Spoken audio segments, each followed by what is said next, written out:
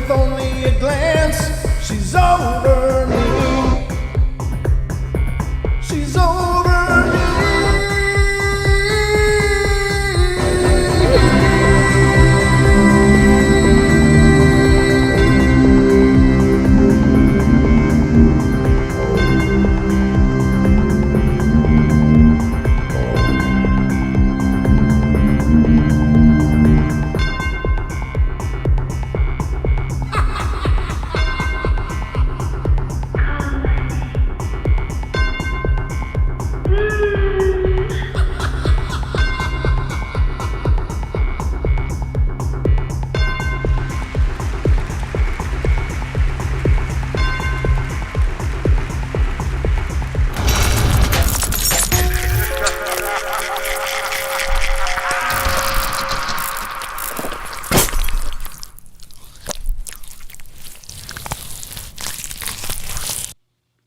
All right, ladies and gentlemen, welcome to the Paranormal Portal. I'm your host, Brent Thomas, and these are our Night Terrors. And welcome, everybody. Great to see you. Hope you guys are doing wonderful, and thank you so much for joining me. It's always a fantastic pleasure to do these shows, and it's an even bigger pleasure and rush to see so many of you here for that. Thank you all for piling in and coming in and rolling in, whatever you want to use, whatever euphemism you prefer. But okay, great. I see there's several people in the chat already, and one of them is named Aset, and I believe this is a gentleman who had sent in a story. So thank you for that. I really appreciate it, and I hope you enjoyed hearing it on the last podcast with the listener emails. I hope you've heard it. It's available, of course, on Pandora, Spotify, iHeart, iTunes. Just do a search for the Paranormal Portal and you'll find it there. But these are the Night Terrors, folks. This is our journey into all kinds of different topics, from ghostly encounters to UFO encounters to strange phenomena to tonight's topic, which is the Cryptid Corner. The Cryptid Corner. This is one that I'm actually, really enjoy doing. I enjoy doing all of them, to be honest with you. But I know that you guys seem to be a very cryptid enthusiastic audience, and so it's awesome for me to make sure to do as many of those shows as I can while keeping it fresh and relevant. But I'm glad you guys are here, and thank you so much for coming in. All right, so. We have, oh, no, it's not. He's not the same as that. Okay. Gotcha. All right. Well, maybe it's a more common name, but at any rate, welcome. And welcome to all of you guys here. So let's see who is here and chatting right off the bat. Again, I got my chat stationed more in front of my eyes. So if you guys talk to me, I'll have a better chance of seeing it. But if you would please, if you have a message you want to make sure I see, do the @ sign, the shift number 2, ampersand, and then Paranormal Portal, and that'll put an orange box around it, so it's really easy to catch my eye. It's like, oh, what's that? It just makes it easier on me if you wouldn't mind, or at least just capital letters seems to stick out quite a bit too. But the @Paranormal Portal is probably the best way. But let's look at who's here chatting away. So far in the chat, and there's more people watching than are listed here, but Aiden Gonzalez, Asset Ramses, Big Rob is here, Drake C is here, Ethan Seal is here, Herman Vera, Jocelyn Richardson, Olin Thorson. I like that. I'm here. Patrick McGuire's here. Rachel Gets It Right, and Renee Cruz so far in the chat. So thank you guys. And Ruthie just came in. Hi, Ruthie. Good to see you. Anybody else, make sure to type something in the chat, because then your name will stick out. So it makes it easier for me to welcome you to the show. Otherwise, just sit back and relax and enjoy the show for what it is. And hopefully it's an entertaining journey for you. That's always my mission. Hello to you, Ethan. Good to see you. But Big Rob again, Owen of GLS. Great. Thank you, Ethan, for pointing that out. All right, so tonight we're doing the Cryptid Corner, and we've got a few cool things to go through on that. And then at the tail end, remember, we're going to have the Trail Cam Terrors, which is the ending segment where we'll cover some kind of paranormal activity that's allegedly caught on some kind of camera, whether it's a trail cam, whether it's a security camera, or a Ring doorbell camera, or something of the like. We're going to cover that at the very end of the show. So I think it's a pretty good video I got lined up for you to show you at the end. But at any rate, let's get her underway here, shall we? First off, I wanted to go through an article from Exemplore. And this one deals with Bigfoot in Florida, skunk ape sightings. And, I don't know that there's a huge difference between the skunk ape in Florida and the grassman in Ohio and the Bigfoot of the Pacific Northwest and the Sasquatch of Canada. Hello in there. But for whatever reason, they're regionally separated to a degree, but perhaps they're the same species all the way across the board. Now, some people have made claims that, well, the Bigfoot up in the Pacific Northwest, Canada, Alaska are much bigger, but the Bigfoot in the southern states, the boogers, the wood boogers, the skunk apes, the whatever wild men that are of more ancient origin are supposedly a little bit smaller.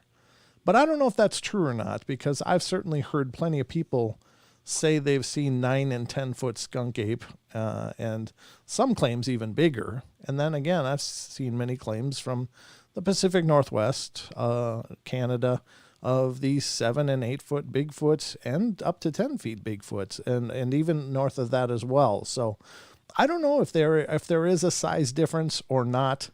There is a biological theory, and it's more of it's not really a theory. I guess they've been able to prove this in natural biology or natural sciences, is that the closer something lives to the equator, generally in the same species, the smaller it will become. The further away from the equator that it lives, the bigger it will become. And apparently they've taken several species and been able to quantify that and show that is definitely the case. However, it doesn't seem to be the case with the Sasquatch, Bigfoot, whatever name you give them, because there are sightings all over the map of heights and sizes. So I don't know. I've been kind of wondering about that. It seems to maybe even defy that natural law if that's the case. But you be the judge. Let's get into this article, and this is coming from exemplore.com. Bigfoot in Florida, skunk ape sightings. There you have it. Let's see what it says. It says, this is written by somebody that goes by the name of Cryptid, and he wrote it July 13th, 2020. And we've read a couple other of Cryptid's submissions to Exemplore in the past. And his articles are really, really pretty thought-provoking. And while I don't agree with all of his assertions and stances on this, I think he at least comes from a very researched position, which I think is nice. That he doesn't just shoot ideas from the hip. It's like he looks into them and does research them. So I like his articles. This is the Florida skunk ape. The skunk ape is an elusive and mysterious beast allegedly spotted in the swamps of Florida and other southern states. Like Bigfoot, the skunk ape walks on 2 legs and is covered with thick brown or black fur. It's a massive animal, sometimes reported as 7 feet tall or better. In some locations, it is known as the swamp ape. Many Bigfoot researchers believe the creature is either a close relative of Sasquatch or one in the same species. While other Bigfoot-like creatures get a cool local names like the wild man of the woods or the wood devil, this poor guy gets stuck with the skunk ape. Why? Well, it's not because he smells like flowers. Many witnesses report the creature gives off a horrible stench, which can often linger even after the intruding cryptid has departed. It's an unfortunate moniker, and one can imagine that the beast is no doubt extremely sensitive about it. And again, that's not an exclusive behavior of this southern version of Bigfoot. It's reported all over the place that perhaps when they're stressed, perhaps when they're trying to get people to back off, they can emit from some glands this horrible smell, like a musk, a terrible rotten meat kind of smelling musk that really deters people from wanting to be around it. So that's not exclusive to the skunk ape either. But it's interesting. Bigfoot seems to live everywhere, from the Pacific Northwest to the Himalayas and even in the hottest swamps in the southern United States. What is skunk ape doing there, and how is he surviving, and how has he avoided detection for so long? Like Sasquatch and ape-man legends all over the world, there is no clear-cut answer. Sightings of the skunk ape are reported every year in the southern U.S. People are definitely seeing something lurking in the swamps. Let's get to the bottom of these tales and test the stinkiest Bigfoot and see if we can sort out the fact from fiction. The skunk ape legend. Just like every other Sasquatch legend from across North America, it seems Native Americans knew all about the skunk ape before Europeans ever arrived. According to lore, the Seminole tribes recounted their experiences with the monster to the first European explorers. But it wouldn't take long until the new visitors made their own acquaintance with the cryptic beast. It seems early European Americans may have gotten the wrong side of the creature.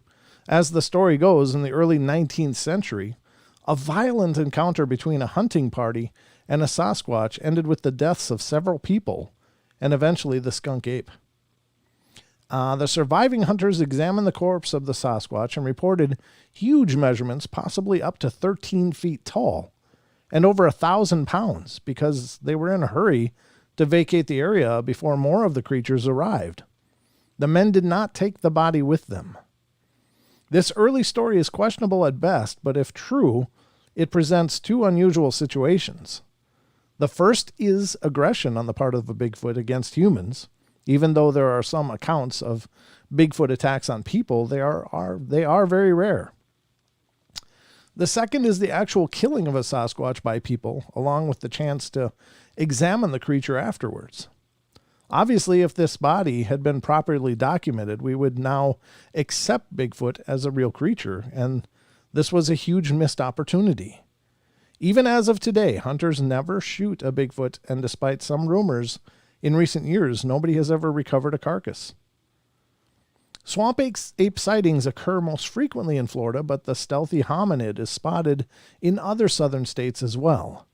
According to the Bigfoot Field Researchers Organization Geographic Sightings Database, states such as Alabama, Arkansas, and Georgia all report a significant number of Sasquatch sightings. So where's the evidence? Well, if you're in a swamp, probably in the bottom of the swamp. The Miaka skunk ape photos.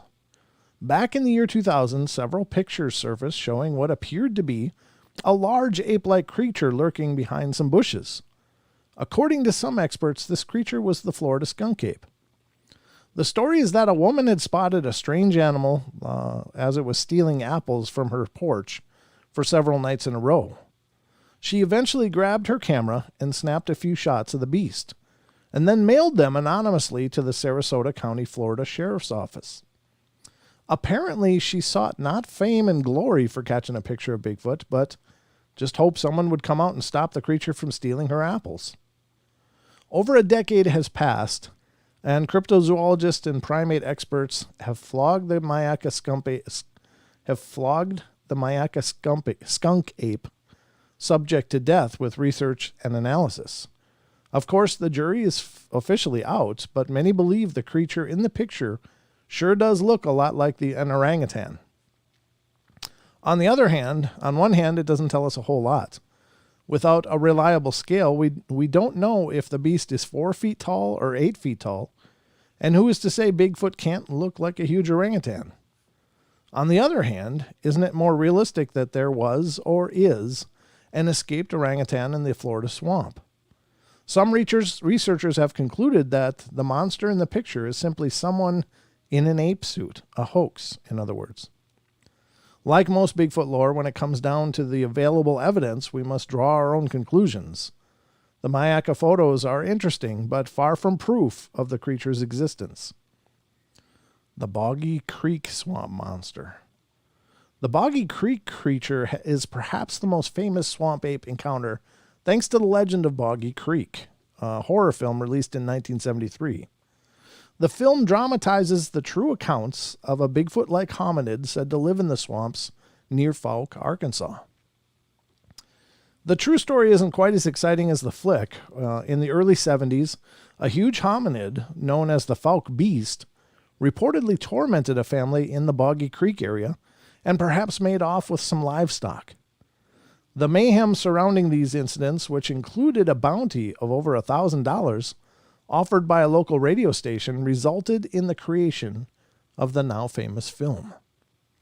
It's tempting to think that a few sightings and strange tales coupled with a little Hollywood hype are what account for the sightings. After all, there is something to be said for the power of suggestion, and even today, people may be influenced by the film and the mystique that surrounds the legend, but in reality, reported sightings of the Fouke Beast go back until at least 1932, and legends date back even further. Sightings continue to be reported to this day.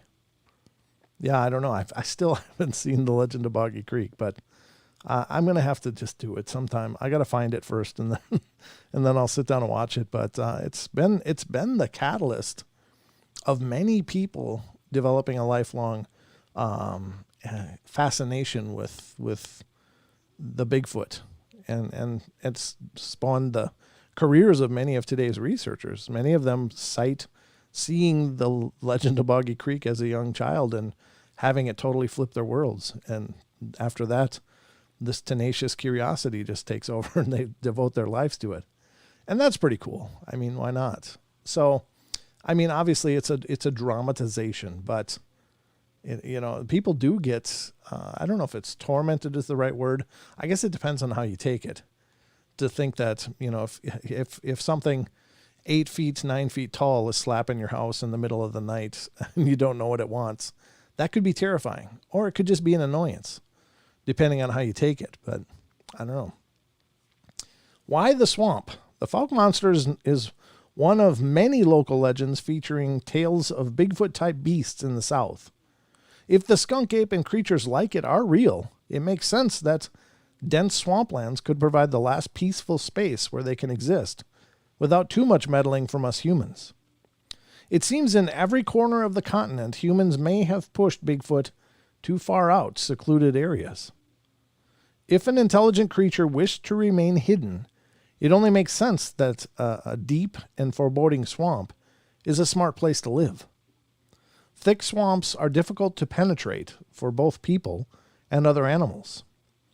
As human development and expansion continue in southern Florida and other areas, the swamp ape may feel more threatened and encounters may increase. Swamps provide abundant food sources. Bigfoot is thought to by most researchers to be an omnivore, and in a warm ecosystem, he would have vegetation available for most of the year. Some researchers also believe Sasquatch hunts and fishes for food, and a strong deer population along with shallow waters makes finding protein sources easy. So the niche habitat where the swamp ape is said to live may be part choice and part necessity. No doubt in the time of the first European explorers, the beast had a much more extensive range. Yeah, that's probably true for all of U.S. and Canada and wherever else they may be. There are a few theories. Why does the skunk ape smell? There are a few theories out there to explain the stank, it's a stank, exuding from this unfortunate hominid. One of the most reasonable is simply that it lives in the hot southern swamp. It is frequently crossing dank, stagnant water or sleeping on moist soil. It stands to reason that the creature could present a not-so-fresh odor. It also might stand to reason that, perhaps they are opportunivores, as Don put it once. I think that's a great way to put it. But meaning that they wouldn't be above just taking really rank roadkill and eating that, and maybe that can account for some of that horrible stench. I mean, my German Shepherd Xena back in the day before she passed was a wonderful dog, but her one weakness was fish, like bloated, stinky fish that would wash up on the shore of the lake I lived on, and she couldn't help herself, and it was the most horrid thing because she would roll in it, and of course it would just smash because it was mostly liquefied inside. and roll in it and then come up like, hey, how you doing? And I'm like, no, get away. And then spend the next several hours scrubbing, trying to scrub that stink out of her. And there's a horrible, rank smell. It was terrible. But maybe it's part of a camouflage. That some people believe that dogs do that in order to overcome their own smell so that they can hunt without being detected. And maybe it's the same thing for Bigfoot. Maybe they just roll or are consuming rancid meats and, have the system to handle that. Or maybe they're just using it as a cover for their natural smell so that it won't alert possible prey that they're around. I mean, nobody... you'd think that a migrating stench from rancid meat might be a big flag, but maybe not. Maybe that confuses wild animals, or it's like, well, I don't smell any of those Bigfoot around. Well, but where's that rancid fish coming from? Up here on the mountain. That's really weird. I don't know. Just an idea, just a thought. But there might be something to it. Another theory held by at least a few researchers is that they may sleep underground in abandoned alligator dens and absorb some of the swamp gases. Their diet could be a reason, as they may be consuming a larger amount of vegetation that a typical omnivorous Sasquatch living in other areas of the country. But looking around the animal kingdom, usually when mammals give off pungent odors, it's for a very good reason. In a Darwinian sense, some animals, like the skunk, for which the beast is named, may exhibit strong odors as a means of defense. Some use scent in the form of chemical pheromones as a means of communication. Even we humans secrete pheromones to get our messages across. Wonder how we're interpreting those. Look at it in this light. Perhaps the skunk ape has evolved to secrete strong odors when it feels scared or threatened. To another skunk ape, the smell would mean, stand back, man, or I'll bust you up. But to us, it just means, oh my God, somebody light a match. The bottom line is nobody knows why the skunk ape smells like he does. So feel free to add your own theory. I don't know. I just added my own, so I did my job. What's yours? I'll wait. No, I'm just kidding. We'll move along. If you have an idea, I'd like to see it. Manny Manuel says, yeah, lions and other carnivores that scavenge just reek. You can find them by their rancid smell, or if you're not clean the blood off, or if they've not cleaned the blood off. Apex predators don't care about the stink until hunting. Interesting. Rachel says, with infrasound and some witnesses claiming body paralysis, where on the person are nerves affected? Brain, spinal cord, the limbs? I suggest the limbs. Easier access for infrasound. Yeah, it might be. A cologne for attracting female skunk apes? Maybe. Yeah, it may be. It might bring toilet water to a whole new definition. Eau de toi. Toilet water, essentially. Well, it's a thought. It is a thought. That's a great thought. All of those are great thoughts. The swamp is a dirty place to live in. Absolutely, Ethan. Swamp mud and water does smell really bad. That's true. I've smelled that after stomping through a swamp, and the mud is just rancid. So it makes sense they stink if they've been in the swamp. That's true.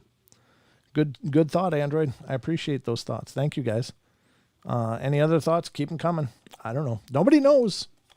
But the last paragraph of this story is, will the skunk ape ever be found? There are many very intelligent people out there who are working hard to prove that there is a species of North American ape still to be officially discovered and recognized by mainstream science. There's even a skunk ape research headquarters in Okeechobee, Florida, dedicated to understanding this mysterious creature. While Sasquatches everywhere continue to enjoy the added security of remote locations, and the plain fact that many people simply don't believe they are real, the skunk ape in particular may be very well protected from prying humans.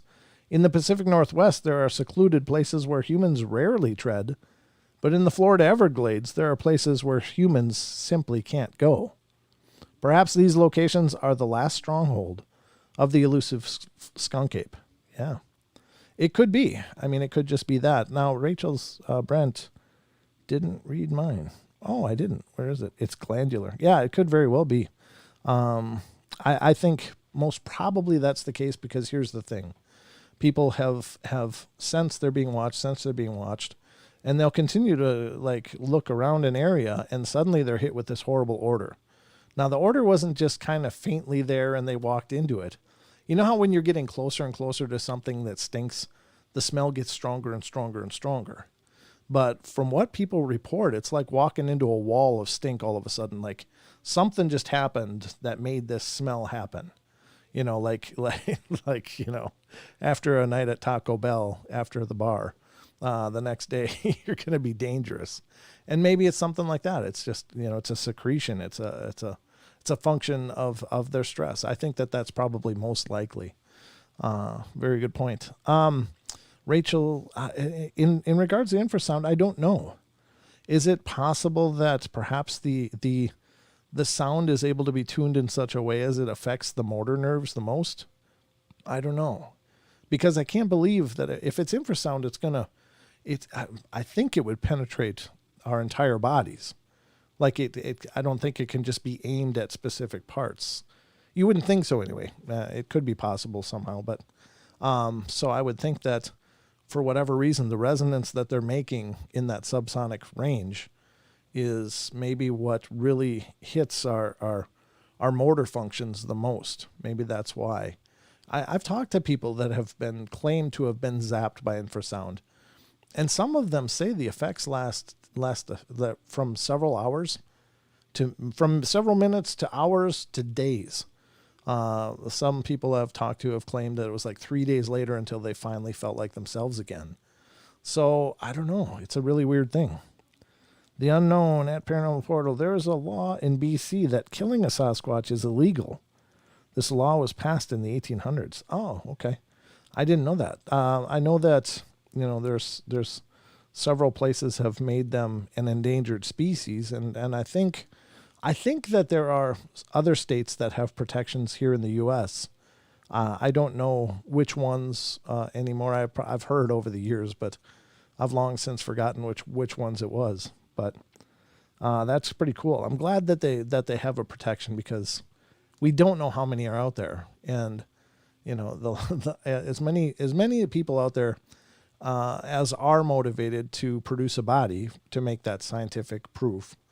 I think that can be a horribly dangerous thing for a lot of reasons, but it could be that you may well be wiping out a breeding population in one area, whereas you know that might be the genetic diversity they need. That's the one you bring in for them to continue to have offspring in an area. I don't know if that's true or not, but the other part of it is that, you know, people out there hunting these things, shooting at them, injuring them mostly. In most cases, I don't think they're pretty easy to bring down. I think that they, from all accounts, they seem to take a lot of punishment before they do drop, from claims people have made. So if that's the case, you're creating a whole lot of really angry things out there that are not going to be real thrilled when people are around. So I think that could create aggressive reactions to people being around and cause many people to get hurt or killed or destroyed or whatever. You know, I don't know. This is something that's so strong and so powerful, it could pound you into pudding in a very short period of time.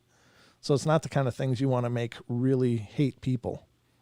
You know, right now they simply mostly avoid us. But if people start going out there in mass trying to shoot these things, there's going to be lots of trouble. So it's good that there's protections on the book. I think that's best for all of us, because they've been here.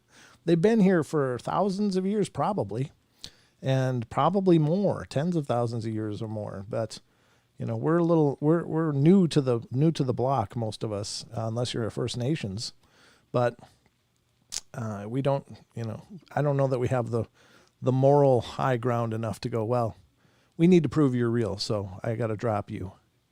We don't know what they are. They could very well be as intelligent as us, and you know, subsisting in a very natural way. They decided not to use their intelligence in terms of the technologies that we have, but they've used it much like the First Nations people before we got here. They lived in harmony. They lived in balance, and they, you know, for the most part, they lived peacefully with the nature around them and had a great reverence for it. They didn't build high rises or anything like that. They didn't pollute. They didn't destroy the natural resources around them. So I think, if anything, we stand to learn a lot. But that's my 2 cents. I hope you guys liked that article. I think that was pretty good, pretty well done. Lots of questions. Obviously, not a lot of answers, but I didn't expect that. It's just a discussion and some great points that were brought up in that article. So I think that's pretty cool. The next one I want to share with you guys is one that comes from animalien.com. And animalien.com is a great site.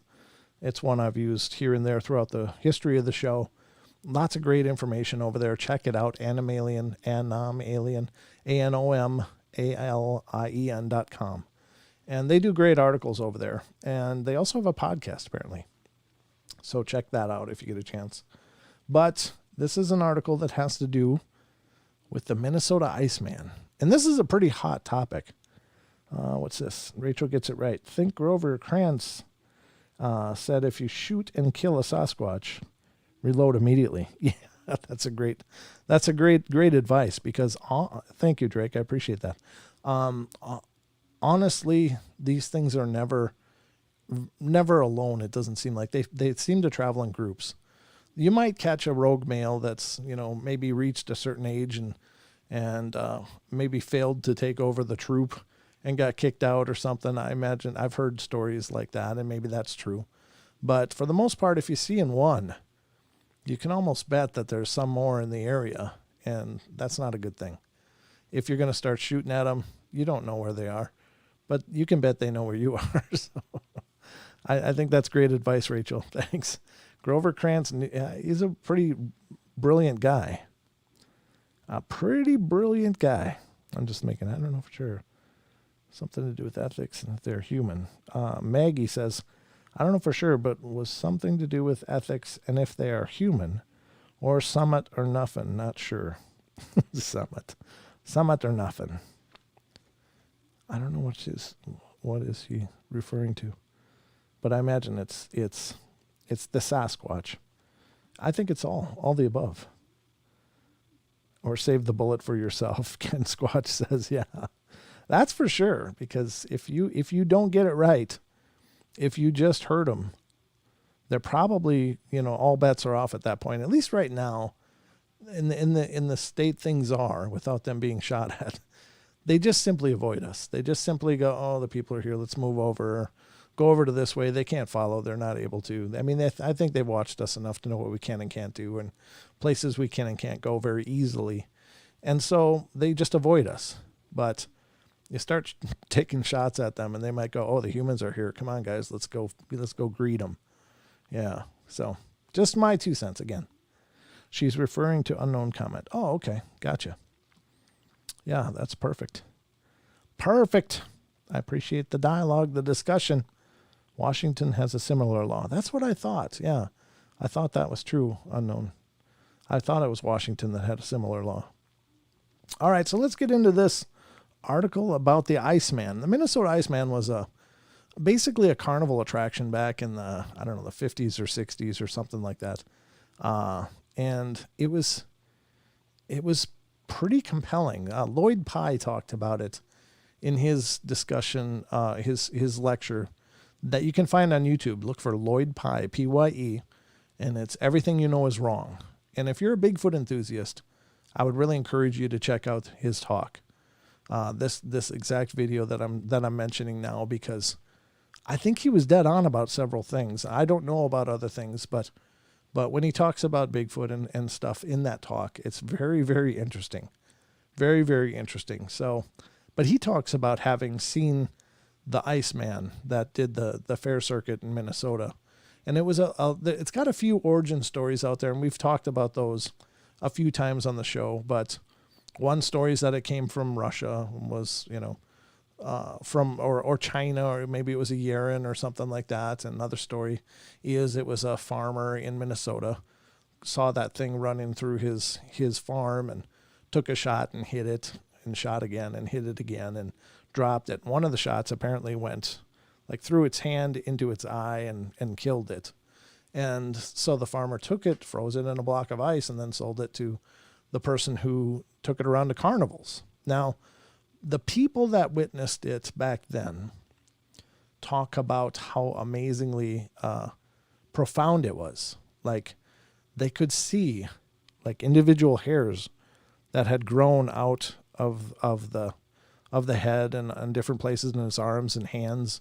The intricacy of the skin texture, it just looked absolutely pristine in that block of ice. Now, it's in a block of ice, and unless that ice is incredibly perfect, it's going to be maybe a little difficult to get a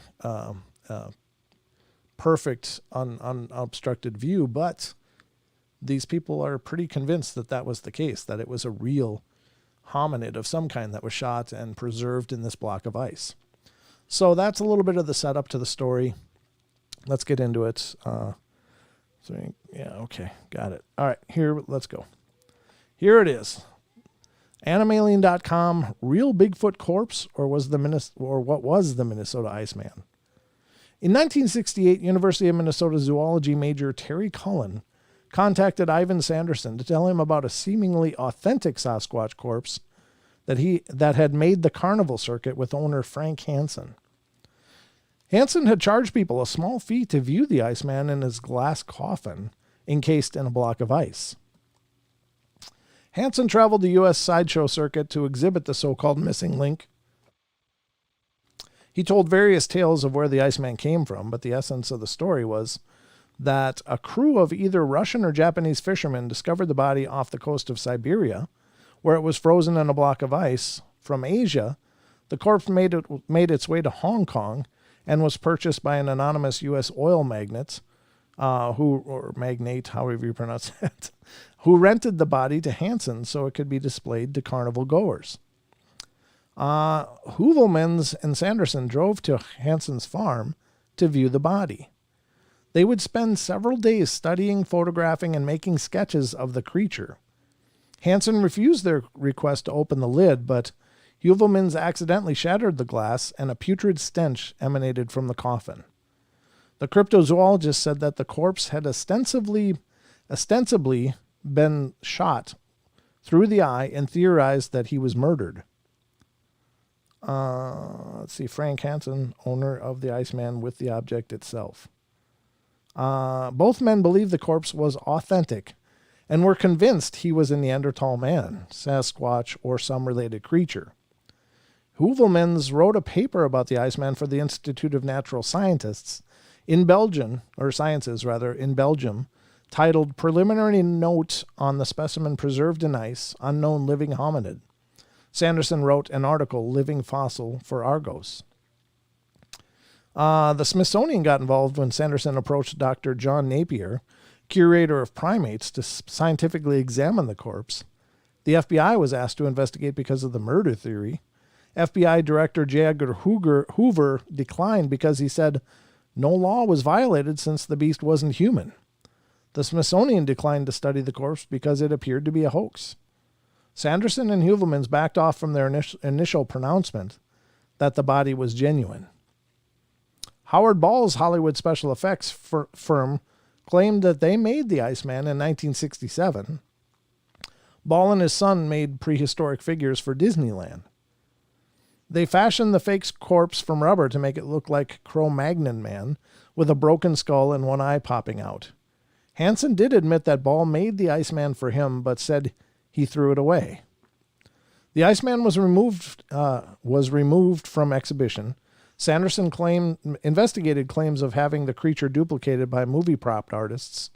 He discovered 3 California companies manufactured rubber Icemen for Hansen as early as 1967. Sanderson died in 1973, and he remained convinced that what he and Heuvelman examined was genuine. Was the Minnesota Iceman genuine? In a 1995 interview, Hansen said he was afraid of traveling with the Iceman because it was valuable and the liability in case of an accident posed too great a risk. He took the real frozen corpse to some friends in the film industry for them to create a replica of the body. It was a model that was put on display. Later, he claimed that the bullet wound was where he had shot the Iceman while he was hunting in Minnesota. Logic dictates that there was no millionaire owner and no genuine corpse. Hanson's story kept on changing. It makes sense that the Iceman was a film prop from the beginning. What about the putrid stench? It wouldn't have been out of character for a carnival con artist to put rotting meat in the coffin in case the glass was broken. Well, there you go. Well, that's one take on it. I don't know. I didn't see it. I have no horse in the race, so to speak, no dog in the fight. But the people that did see it, Lloyd Pye, these two gentlemen that are mentioned in this article, seem pretty convinced. So could they be wrong? Well, maybe. But could they be right? Well, maybe. Again, not a lot of answers here on the Paranormal Portal, but it's a discussion. I don't know if any of you, I used to camp at a site, and Turkey knew to go to the camp. It was hunting season, protected, go back down the other side. Bigfoot thinks similarly, I believe. Well, that's very interesting, Sandy. Sandy says in the chat, I used to camp at a site, and the turkey knew to go to the camp at hunting season. Then, when they were protected, would go back down to the other side. Bigfoot thinks similarly, I believe.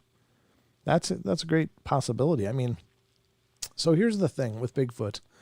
I firmly believe, and many other people do too, this isn't an idea that I came up with. This is just, it just makes sense to me. I think that they are so good at navigating the forests and the wild places that when it's hunting season, they don't shy away. They don't just go hide and, because people are out there with those loud thunder sticks or whatever. That's like the dinner bell, because a lot of times people shoot deer, and if they don't drop, they run. And they run like crazy for incredible distances. And I think the Bigfoot just know they can get to that body before the people can. And sure enough, they probably can. Because they move incredibly fast, they're incredibly agile and adept at navigating those wild places. So it makes perfect sense to me. I think that's, they know when hunting season is. They know, they've seen us doing it for hundreds of years. So I'm sure they know when we're out hunting and when we're not.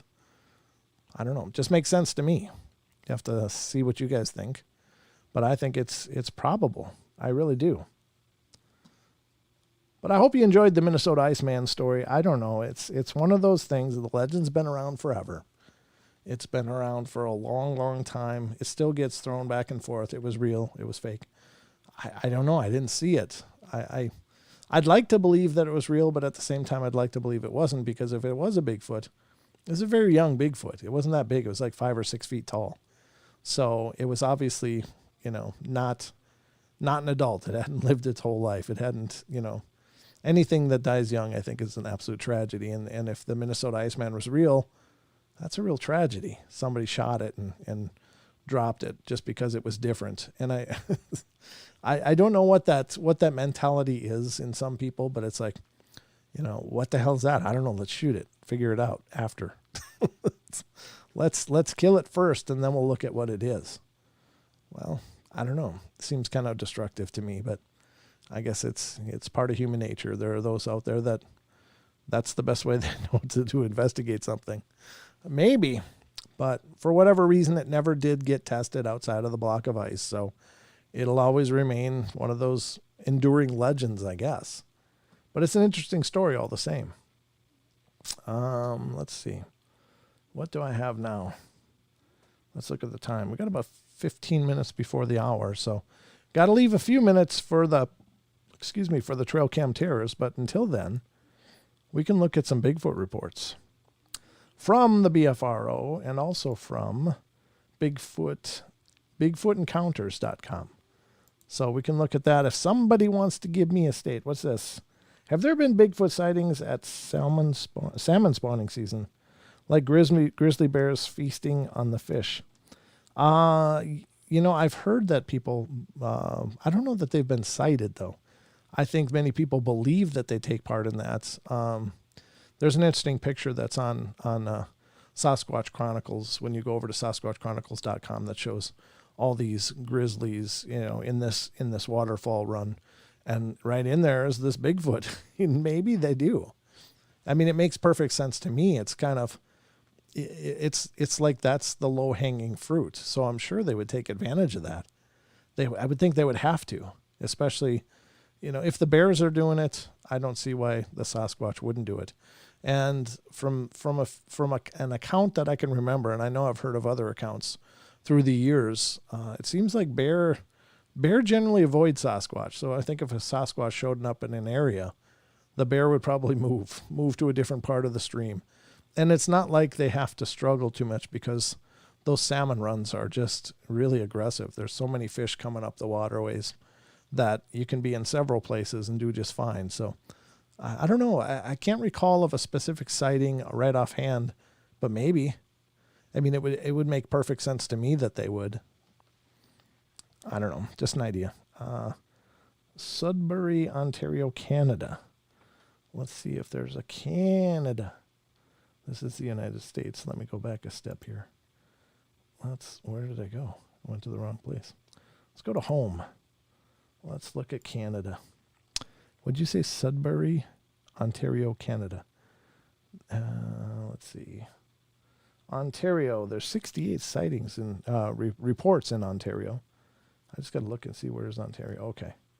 So it's in the Michigan, Wisconsin, Minnesota area above there. Okay. Boy, Ontario's huge. I didn't realize Ontario and Quebec were so huge. Sorry, I'm not Canadian, and I'm very geographically challenged. So, all right, let's take a look at Ontario. It's not giving me a specific place in Ontario, but let's look for, God, there's a Class B in 2020. I'm looking for Class A's. I like the Class A's the best. I think those are the greatest reports because that's when somebody's actually seeing the Sasquatch. So this is from the year 2008. Let's pull it up on screen. From 2008 on the BFRO site, 2008 summer, August 15th in Ontario, Canada. Nearest town is Westport. The nearest road is County Road number 10. This is what was observed. It's a very quick one. I just woken up, and it was a lovely sunny August morning, so I pulled up the blind and looked out of the window on the second floor at the back of our cabin, and I said to my husband, "There's a man walking through our woods." And he said, "Let's go and see who it is." Then it happened. I suddenly felt really fearful and said, "No."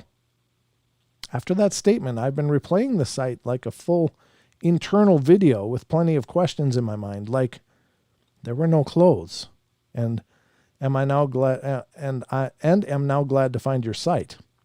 As soon as I looked out, I saw a large dark figure stride out of the forest and into a small grass clearing about 40 to 50 meters from the back of our cabin. The figure was over 6 feet and mostly medium brown with different colored brown patches, and one patch of hay-colored yellow on its side that stood out in the sun. It walked with a fluid grace, and in 3 long strides it crossed the clearing. Then it turned its face towards me for a split second, and it had dark grayish flat face, which to me had no brown patches. Wow. Yeah, that's a pretty good sighting.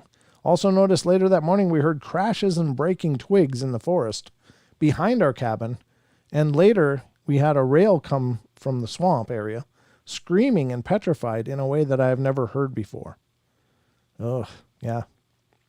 There is the researcher reports is on here too, but we'll just stick with the actual claims. So that's the first Class A. The next one is from 2007 in Ontario. Let's see. Oh yeah, you're welcome. No worries. That was just one. I don't know if that was your area, but this one's from Ontario, Canada, 2007 summer. Location details just west of town, less than 2 kilometers from Fort Francis. Fort Francis, Ontario is the nearest town. Nearest highway is Highway 11. This one's pretty short too.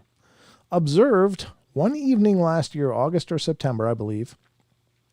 I was driving into town proceeding easterly on Highway 11.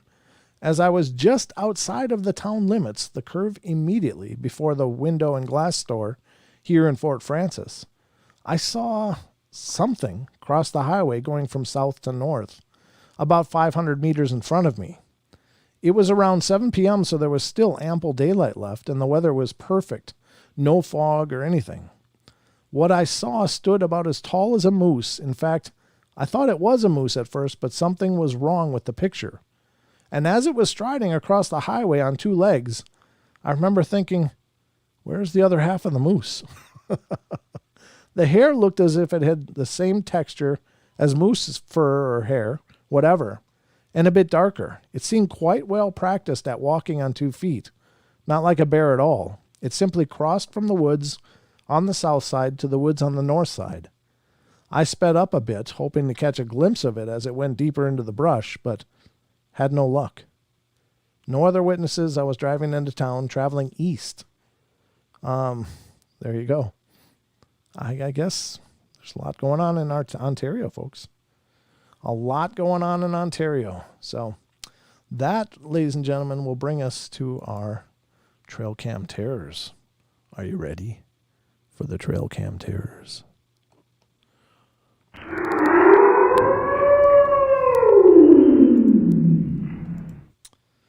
All right, folks, welcome to the Trail Cam Terrors. This is our segment of the show where we talk about, or we observe pictures or videos that were captured on trail cams or other cameras. And so I hope you enjoyed this. I just want to say that tonight's video comes from Pamela Joy Miller, 18 subscribers. So it's a really small YouTube page, but here's the video that she allegedly recorded on her trail camera. So hope you enjoy it. Let's take a look.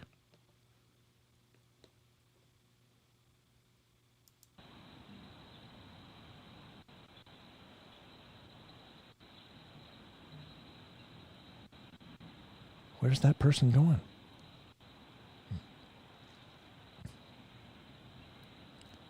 And it turns into just a shadow. It's really interesting because the pixelation remains the same. It's not like it's been doctored or edited to me. The pixelization on this image, when it's right here, see how that it doesn't change the dimensions of the pixels. Like a lot of times things are overlaid on images and they look like they're not quite the same resolution as the background. And on these, this is from a Ring doorbell camera. On these, they have a lower resolution for distance. I mean, they're just meant to show you, hey, someone's at your door, and give you an ability to take an image or video of them for, safety reasons. But the interesting thing is that this was shot far away, but it's a figure walking along the street. As you can see, walking by that car, everything looks fine. And then suddenly the legs are disappearing, and then the body disappears. And then it's like there's just a glare where the head is, and you can see a little bit of the shadow as it passes behind that truck. Let's look at it one more time. Here comes that person, that quote-unquote person that we believe is a person. And there it just fades. Pixelization stays the same. And there it's gone. It's passed by behind that truck now, so whatever's going on here, we can't say for sure. Could it be hoaxed? Yeah. But could it be real? Why not? We talked to eyewitnesses, both on the podcast and that have called into the show, that have seen people manifest and disappear in front of them that they believe were ghostly apparitions. Could it be a ghost? Sure. Could it be a trans-dimensional being? Maybe. Could it be an alien? Possibly. All the avenues and possibilities are open, folks, but there you have it. That's tonight's Trail Cam Terrors. I hope you enjoyed that, and let me know what you think in the comments. I would love to know.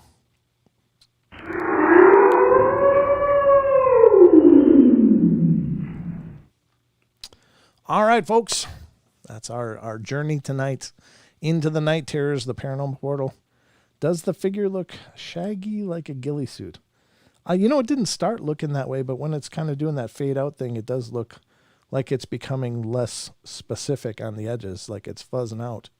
So maybe, and it might just be a trick of the light, because it's obviously being recorded in low light with a low light exposure. So that might be the case because it is moving. It's so far from the camera. It might not be a real crisp image because of the distance. Everything else is stationary, so it doesn't have the same problem. But this is something that's in motion quite far away from the camera itself. And so that might account for some of the fuzziness or the perhaps quality loss at that distance. But it's hard to say. Once it gets fuzzy, though, or once it starts fading, it gets really fuzzy. And that could be just disapparating. Maybe that's what that looks like. I don't know. I've never seen something disapparate in front of me, and which is fine. I don't necessarily need to, but I'm just saying. It's possible. It's possible that it's real. And at that case, it's a bear. No, it's not a bear. It's no bear, G. All right. It's not a bear. All right. I hope that wasn't in Ontario. I don't know where it was, actually. There's no indication on the video other than, the site that I found it on. But I like that it's, here's the thing. I don't think it's a hoax because the site I found it on has 18 subscribers. 18. And it's the person's comment says, I see this person walking by a car on the right, but when they pass the mailbox, he or she disappears and looks more ghost-like. What is this and why? Question mark, question mark. So I wish I could tell you. I don't know. But it's certainly a fantastic capture. It looks genuine and could very well be the real deal. So you be the judge. I don't know. Again, the portal's never going to tell you to believe something or not to believe it, but I like showing different things on the show and letting you guys be the judge. We just discuss it. So we talk about ideas here on the portal. You know what I'm saying, huh? All right. That's all I got for you guys tonight. I hope you guys have a wonderful couple days. I'll be back on Wednesday with Dawn, and we'll get back into the Paranormal Portal again. I hope you'll join us. And that'll be Wednesday at 7 p.m. Sorry, I'm getting raspy. Excuse me. So I hope you'll tune in, and please, all of you out there, I hope you guys will keep spreading the word and let other people know. But I love you all. Be good, be kind, be nice. Take care of each other, help each other out. Find the magic in every day. And remember to laugh. All right, love you guys. Have a good night.